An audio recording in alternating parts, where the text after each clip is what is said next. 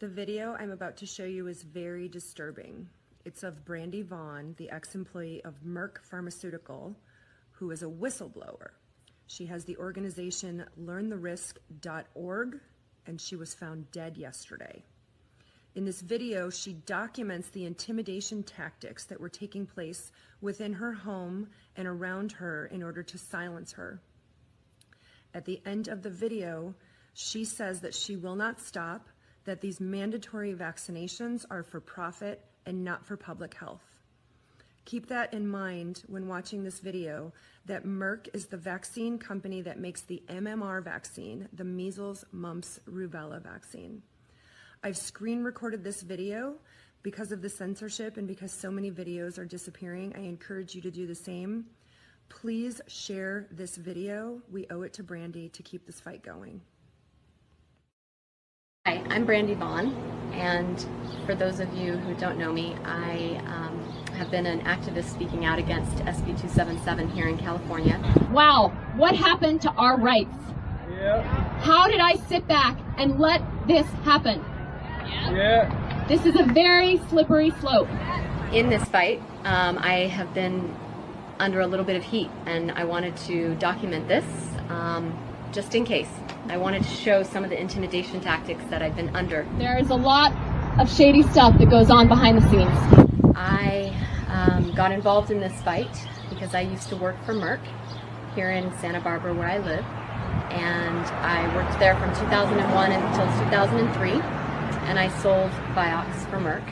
Vioxx was eventually taken off the market, and it was proven that Merck had knowledge that it increased heart attacks and stroke by 2 times, and it injured and killed a lot of people. It was eventually pulled off the market, and I lost a lot of faith in the healthcare system. I went to Europe, and then I came back with a 6-month-old son, and I was bullied at the pediatrician's office in San Francisco when I asked to see vaccine inserts and questions about them. That was a huge red flag for me because I already had mistrust of doctors and the healthcare system in general and pharma. And so I did a lot of research, and that was 4 years ago, and that was where my vaccine research started. And I realized that they were not very safe, actually, and not very effective, and I chose not to vaccinate my son. So when I heard about SB 277 in California, I decided that it was important that my voice was heard and that I was speaking up against it and part of the fight. So when I made that decision 3 months ago, I know that I knew I was going to take some heat for it, but I wasn't quite sure how much heat. And so I'm making this video today to describe the intimidation tactics that have been used against me to try and silence me. The first one happened when I was coming back from the Capitol rally in Sacramento against SB 277. We're not going away! We're not going away! We're not going away! We're not going away! And I came home with a friend to my hide key being on my doorstep, open to the key. And the story behind this was a year ago when I bought my house, I hid that deep in the bushes, and 6 months ago I had looked for it because I thought, well, it's probably not a good idea to have a key to my house right outside my door. I couldn't find it, but when I came back from Sacramento that one time, it was about 2 months ago, that the key was on my doorstep, open to the key.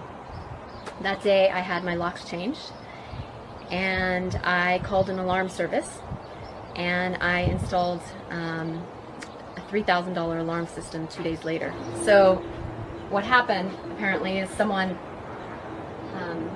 opened the door, the front door, went through the front door, picked the lock, and my alarm went off, and they immediately disarmed it with the master code, which nobody had but me. I made sure nobody else had that code, and they disarmed it at the panel with that code. Panels inside.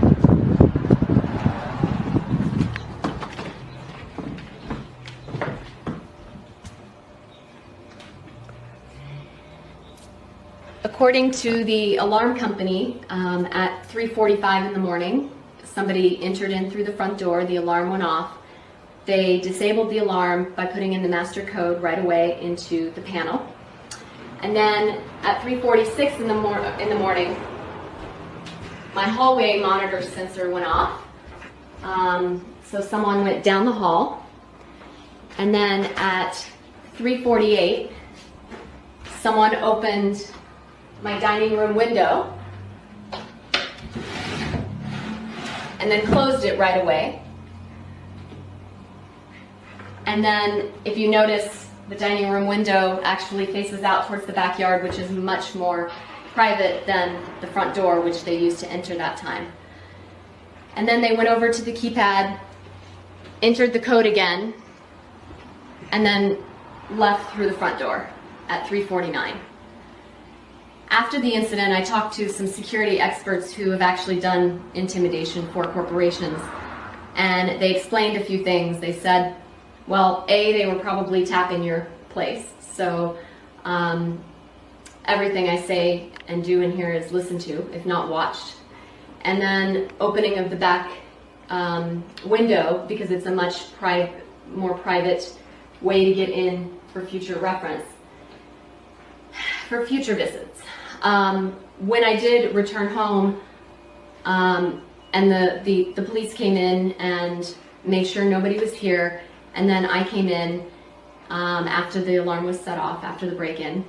And what I did notice was they had left this window unlocked, like this. And before I left for Sacramento, all of the windows and doors were locked, double locked actually. I went through twice to make sure that they were locked. So after that happened, I didn't really feel comfortable sleeping in my house again, because of course they could come in and disarm my alarm whenever they wanted. There wasn't really another way to secure the system. I changed the code, but again, who knows how they got the code in the first place. The security expert is pretty convinced that the house is tapped, my phone is being listened to, my conversation, my text messages, and then my computer, both my computers as well. The next thing that happened actually was with my computer. So one of the things that the police wanted to know was if anything was taken in the break-in. Of course, nothing was, because they weren't here to take anything. I did have a computer here in a hiding spot, and when the police were here, I did actually come and look to make sure the computer was still here, and it's here above the microwave is its hiding spot. It's not a place anyone would know to look for the computer, and it's not, you know, especially in being here in only 4 minutes. 2 days later, after that happened, after the break-in happened, I walked into my place to move some stuff out, and the computer was taken from its hiding place and put in the middle of the floor. And so I came back home to pick up some stuff. I wasn't staying here any longer. And that message was there, which was obviously very scary, because clearly somebody had been listening in, if not watching, as to where the computer was. So after that, I decided that it would be best to get out of town, and I left town for a couple of weeks and really went off the grid for a good part of that.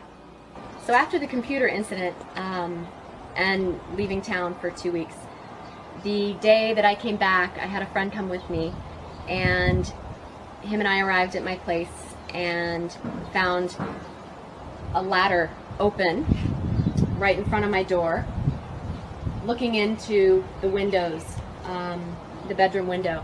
Now, this is my ladder, but this ladder lives in the garage. So it was clear that somebody had accessed the garage, brought out the ladder through the side of my house, opened it, looking right up into the window, and this happens to be the only window that I had blinds open. So that was quite a message. The security experts said, wow, what a better message than to say we're watching you.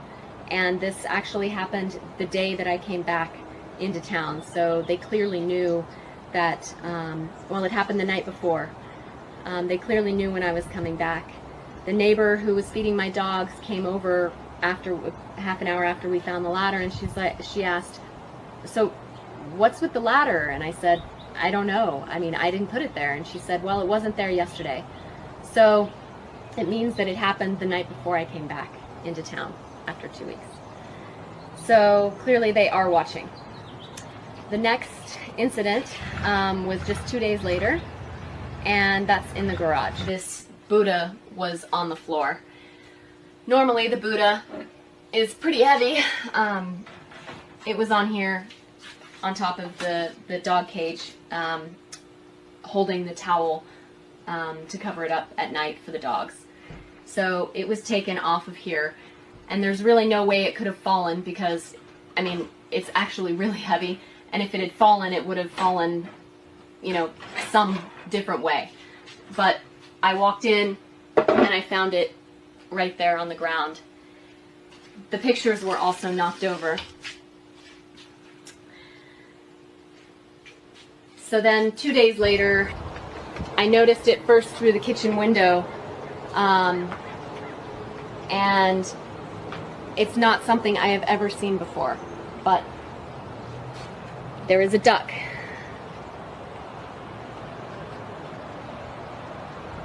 On my table. And when I talked to the security experts, I said, I don't understand the duck. And then it came to me that I had been on my phone having a lot of conversations about people asking me, you know, are you staying at your house? What are you going to do? And I used the term repeatedly, well, I'm not staying at my house. I feel like a sitting duck because they can get in at any time. And, you know, I'm a sitting duck. And so that was actually quite disturbing to come home to. Now I have a duck. I have never seen it before. It's not mine. Nobody else is having access that would bring a duck. It's a clear message that, again, they are watching me. And the intimidation is quite, you know, intimidating. And it's quite scary. So after all of these intimidation tactics, it's very hard to feel safe and secure, but I am not gonna go away. I mean, I'm not gonna be silenced because these are important issues and we need to expose what's really going on behind the mandatory vaccination bills. It has nothing to do with public health. It has everything to do with profit. And I hope that we can all continue this fight. It's we may have lost the battle, but we still have a war to win. And hopefully by documenting this intimidation, they won't be able to get away with it in the future with me and with anyone else who speaks out.